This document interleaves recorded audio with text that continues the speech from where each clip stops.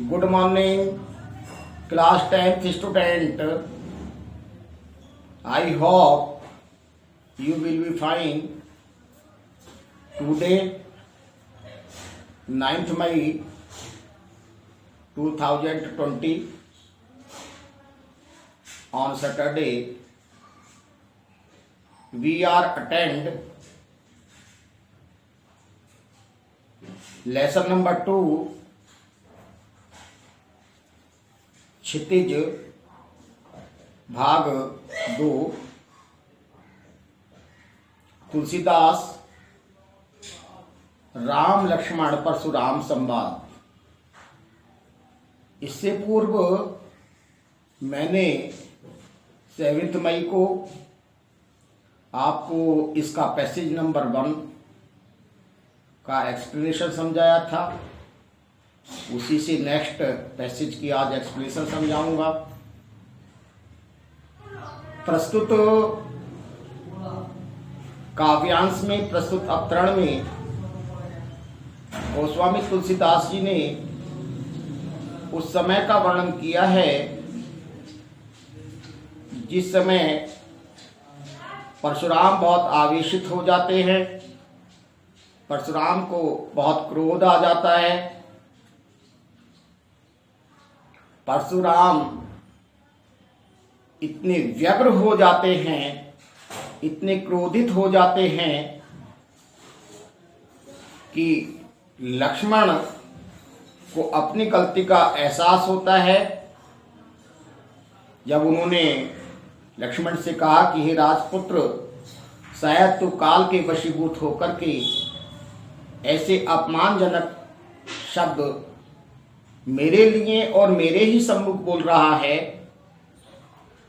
तब लक्ष्मण जी भृगुवंशी पताका स्वरूप परशुराम जी का क्रोध शांत करने के लिए हंसते हुए कहते हैं।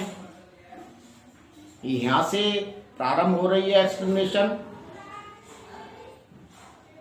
लखन कहा सी हमरे जाना, सुनहु देव सब धनुष समाना। का क्षति लाभ जोन धनु तोरे, देखा राम नयन के भोरे। चुअत टूट रघुपति न दोसु, मुनि बिनु काज करई कत रोसु। बोले चितई परुष की ओरा, रे सट सुने हूँ सुभाव न मोरा। बालक बोल बधौ नहीं तो ही, केवल मुनि जड़ जा नहीं मोही। बाल ब्रह्मचारी अति कोही, विश्व विदित छात्र कुल द्रोही। भुज बल भूमि भूप बिनु किहनी, विपुल बार मई देवन दीनी। सहस बाहु भुज छेद निहारा, परस विलोक महीप कुमारा। मात पितई जन सोच बस, करसी महिष किशोर। रामा करसी महिष किशोर। गर्वन के अब रख दलन, परसु मोर अति घोर। सियावर राम जय जय राम, मेरे प्रभु राम सीताराम। प्रस्तुत अवतरण में लक्ष्मण ने अनुनय की है, विनय की है। उस अनुनय विनय को सुनकर के भी परशुराम जी का जो क्रोध है वो शांत नहीं, क्योंकि किसी की शान में अनर्गल शब्दों का कहना किसी भी तरीके से मान्य नहीं है।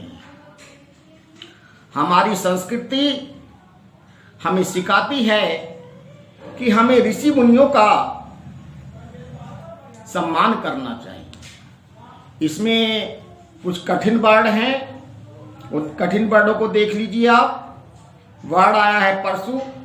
परसु का मतलब है फरसा, कुल्हाड़ी, एक्स।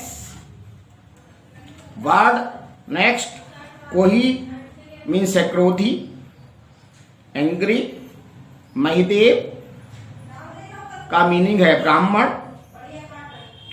ए हिंदू कास्ट। बिलो मीन्स है देखकर, लुकिंग। और दोहे की अंतिम पंक्ति में एक वर्ड आया है अभ्रक। अभ्रक का मीनिंग है बच्चा या चाइल्ड। तो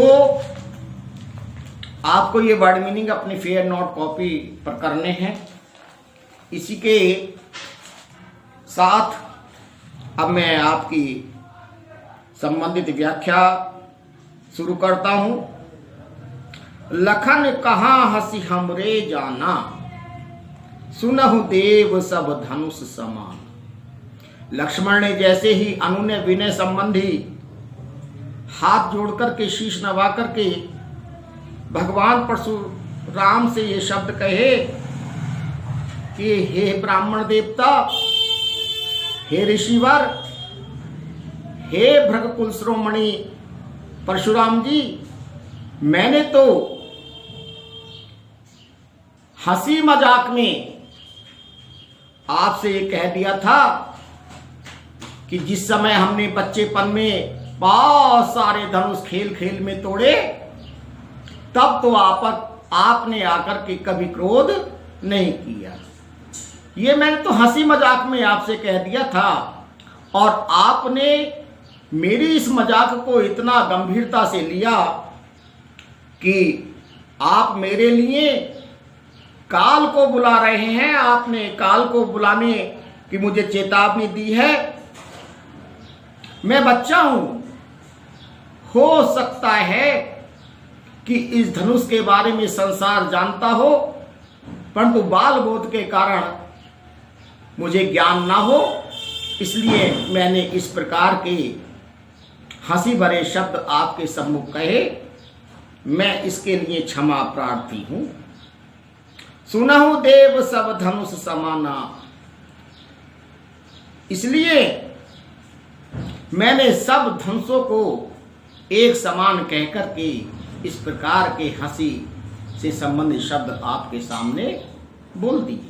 मैं इसके लिए क्षमा प्रार्थी हूं, क्योंकि हमें गुरु से क्षमा मांगने में किसी प्रकार का संकोच नहीं करना चाहिए, चाहे उसमें हमारी गलती है या नहीं है। आगे की पंक्ति में का छति लाभ जून धनु तोरे, देखा राम नयन के भोरे। आगे परशुराम जी के लिए फिर कुछ अमर्यादित शब्दों का प्रयोग करते हुए लक्ष्मण ने कहा कि हे भगवान, हे ब्राह्मण देव, परंतु मेरे तो अब भी समझ में ये नहीं आ रहा है कि इस धनुष को तोड़ने में आपका क्या लाभ और हानि हो सकता है। इस प्रकार के व्यंग भरे शब्द कहकर के लक्ष्मण अपने बड़े भाई रामचंद्र की तरफ देखने लगे, निहारने लगे। आगे छुअत टूट रघुपति न दोसु, मुनि बिनु काज करई कतरोसु। हे ब्राह्मण देव, मैं आपको ये बताना चाहता हूं कि ये धनुष तो छूने मात्र से ही टूट गया। इसमें मेरे बड़े भाई राम का कोई दोष नहीं है। ये इतना पुराना था, ये इतना जर्जर था कि इस धनुष को तोड़ने में किसी प्रकार की शक्ति का व्यय नहीं किया गया। ये तो स्पर्श करने मात्र से ही खंडित हो गया, भंजित हो गया। आप बिना किसी कारण के, आप बिना किसी रीजन के इतना क्रोध हो रहे हैं, इतना आग बबूला हो रहे हैं। आप तनिक विचार कीजिए कि इसमें हमारे भाई की क्या गलती हो सकती है, क्योंकि पुराना और जर्जर धनुष था, स्पर्श करने मात्र से टूट गए। बोले चितई पर उसकी ओरा, रे सठ सुने सुभाव न वोरा। भगवान परशुराम जी बड़े क्रोधित कंठ से अपने परशु को अर्थात अपने परसे को लक्ष्मण की तरफ हवा में लहराते हुए आंखों को लाल करते हुए बोले कि अरे दुष्ट, अरे राक्षस प्रवृत्ति के बालक, शायद तू मेरे स्वभाव को नहीं जानता। तैने मुझे निरा ब्राह्मण समझ रखा है, निरा ऋषि समझ रखा है, शायद तू मेरी गाथा से परिचित नहीं है। आगे की पंक्ति में बालक बोल बदऊ नहीं तोई, केवल मुनि जड़ जानई तोई। बालक बोल बदऊ नहीं तोई, केवल मुनि जड़ जानई मोई। आगे भगवान परशुराम ने कहा कि अरे बालक, तू मुझे मात्र मुनि ही समझ रखा है और मैं तेरे इन अनर्गल शब्दों को बालक समझ करके बार बार नजरअंदाज कर रहा हूं। शायद तुझे मेरे विषय में जानकारी नहीं है। बाल ब्रह्मचारी अति को हुई, विश्व विदित छात्र कुल द्रोही। मैंने बचपन से ही बाल व्रत का पालन किया है। सारा संसार मुझे जानता है कि मैं जीवन भर क्षत्रियों का विरोधी रहा हूं, क्षत्रियों का नाशक रहा हूं। भुजबल भूमि भूप बिनु कीनी, विपुल बार मई देवन दीनी। अरे दुष्ट बालक, अरे अबोध बालक, मैंने अपनी भुजाओं के बल से सैकड़ों बार, हजारों बार क्षत्रिय राजाओं से इस भूमि को जीत करके ब्राह्मण को दान दे दिया है। मैंने हजारों बार क्षत्रिय रानियों को राण बना दिया है,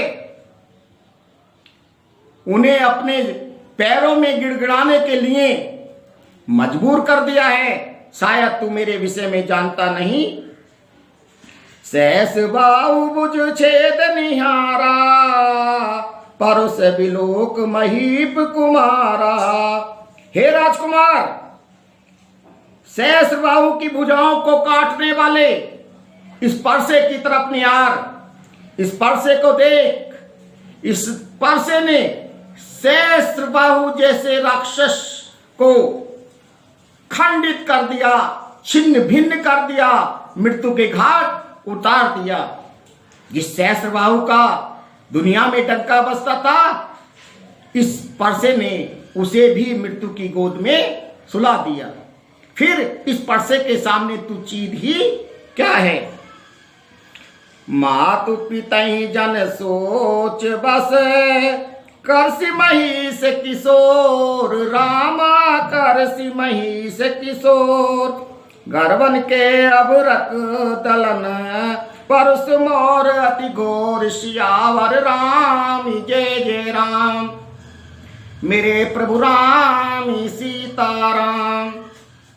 आगे इस दोहे के माध्यम से परशुराम जी ने बताया कि अरे राजपुत्र, अरे राजबालक, अरे लक्ष्मण, तू अपने माता पिता को सोच के वश में न कर।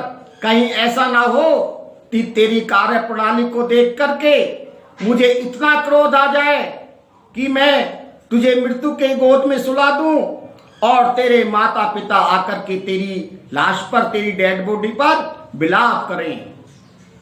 इसलिए तू अपनी जिह्वा पर लगाम दे। मेरा परसा बड़ा भयानक है। इस परसे की टंकार मात्र से गर्भवती महिलाओं के गर्भ से बच्चा गिर जाता है। शायद तुझे अभी इस विषय में जानकारी नहीं। जय हिंद, जय भारत। आपकी ये एक्सप्लेनेशन भी फिनिश हो गई है। इससे संबंधित 3 क्वेश्चन हैं। उन तीनों क्वेश्चनों के आंसर आपको सेल्फ लिखने हैं। अब तक सूरदास से लेकर के और गोस्वामी तुलसीदास की जो मैंने 7 मई में व्याख्या कराई है, मैंने उनके क्वेश्चन आंसर के सॉल्यूशन भी आपको दिए हैं। परंतु आज क्वेश्चन दे रहा हूं आपको। इस व्याख्या को समझ करके जो मैंने व्याख्या बताई है, आपको इन क्वेश्चनों का आंसर सेल्फ देना है। इस बात का आपको ध्यान रखना है, क्योंकि आप भी तो ये मैं समझ लूं कि आप इन क्वेश्चनों को कर पाते हैं या नहीं कर पाते हैं। मेरी जो एक्सप्लेनेशन है, क्योंकि मैं आपसे रूबरू अभी वाकिफ नहीं हो पा रहा, मजबूरी है, लॉकडाउन है, तो मैं भी ये समझ लूँ आप इनकी जो आंसर लिखेंगे इन्हें मेरे व्हाट्सएप नंबर पर भेजिए, जिससे मैं ये देख सकूं कि आपने लिखा क्या है